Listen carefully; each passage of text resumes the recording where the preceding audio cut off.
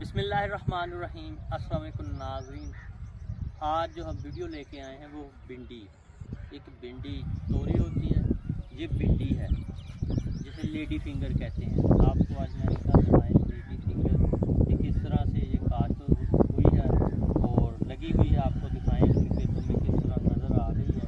माशाल्लाह खूबसूरत भिंडी का खेत है। आज भरपूर तरीके से भिंडी और फूल इसके बहुत खूबसूरत लगे हुए हैं। तो आपको भिंडी दिखाएं। भिंडी का आजकल सीज़न है गर्मियों में।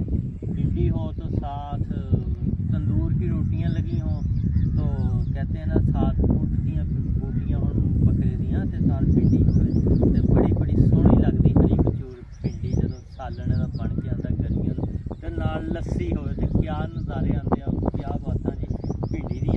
भिंडी भी पकाना जिद्दां कहंदे ना कोई जानदा है ते भिंडी दा भी एक म्यार हुंदा बनाने दा ते कोई बंदा ही जानदा। हर तरह भिंडी तो बनाते हैं कई लोग, पर जी स्वाद जी मज़ेदार लगे ना भिंडी, वो फिर कोई भिंडियां बनाना भी कोई जानता। जिद्दां तुसीं बोल सुने होणगे, इस तरह भिंडियां नूं बनाना भी फन ही है एक, क्योंकि ये बहुत लजीज बनती जिहड़ा फन दे नाल बना लवे।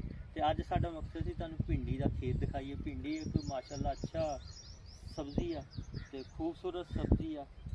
तो जिस तरह आलू ने एक दिन कह दिता मैनू भिंडी नहीं पसंद, तो अज तो बाद फिर भिंडी नूं उन्हें रिजैक्ट ही कर दिता, तो भिंडी ने उन्होंने भी रिजैक्ट कर दिता। उन्हें कहा मैं भी फिर तेरे नाल नहीं बसना।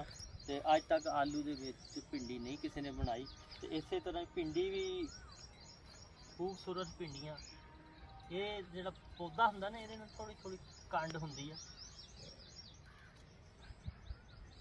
देखो जी भिंडी पक्कन दे कोल आ, तो फिर भी माशाअल्लाह खूबसूरत नज़र आ रही है कि बहुत ही लचकदार, क्योंकि है जो नवे पौधे तो ये खूबसूरत भिंडी जिस तरह ये पौधे ने वड्डी होंदे जाना ना, तो इस भिंडी जल्दी काश्त करनी पैंदी। वो इसलिए काश्त करनी पैंदी कि भिंडी पक जाती जल्दी।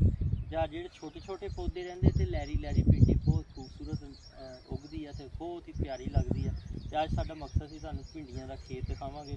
भिंडी का खेत दूर तक लग्या होया ते भिंडियां लगियां हुई। अज भिंडियां भी तुहानूं बना के भी किसी दिन दिखावांगे जी, भिंडियां किस तरह बनाई दियां। तो वह भी पूरे भार नाल, बकरे दियां पुट्ठ दियां बोटियां पावांगे विच, ते पूरे भार नाल तुहानूं बना के दिखावांगे ते खा के भी दिखावांगे।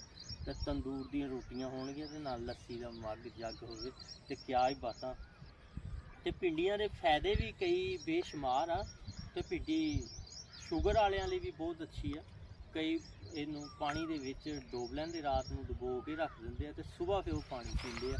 ते ओहदे लई भी इनू तसील लई अच्छा गिनिया गया कि भिंडी शुगर वाले लिए भी बहुत अच्छी है।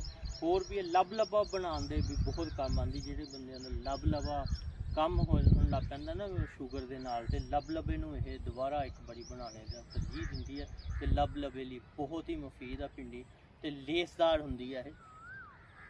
अक्सर धोन तो बाद तुसीं देखोगे चिप जिहा होऊगा भिंडी, जो कट्टांगे ना छुरी दे नाल चाकू दे नाल, ते चिपी जी होऊगी। इनू खुश्क करके कट्टिया जाए फिर एक अपना ही म्यार हुंदा। ते अज होर भी साडे कोल इत्थे हैगे आ सब्जियां उगियां होईयां। अज मेन असीं तुहानूं दिखाऊंगी भिंडी किस तरह दे खेत आ ते किस तरह लगी हुंदी।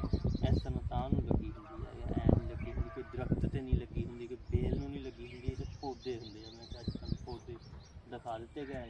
ते इंशाअल्लाह अज साडा यही विजिट सीगा कि अज असीं भिंडी बीजी होई है ते अस असीं उस भिंडी नूं देखीए कि किस तरह उगी है ते किस तरह वो लगी भी है कि सूंडी वगैरह पै गई कि सानूं स्प्रे वगैरह ही करनी पैनी है। पर देखिया तो भिंडी साडी माशाअल्लाह अच्छी उगी है। तो इंशाअल्लाह असीं भिंडियां अज कट के ले जावांगे ते फिर घर जाके पकावांगे।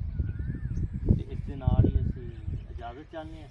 फिर अगले ब्लॉग हाज़र होवांगे। अल्लाह हाफ़िज़। पाकिस्तान जिंदाबाद।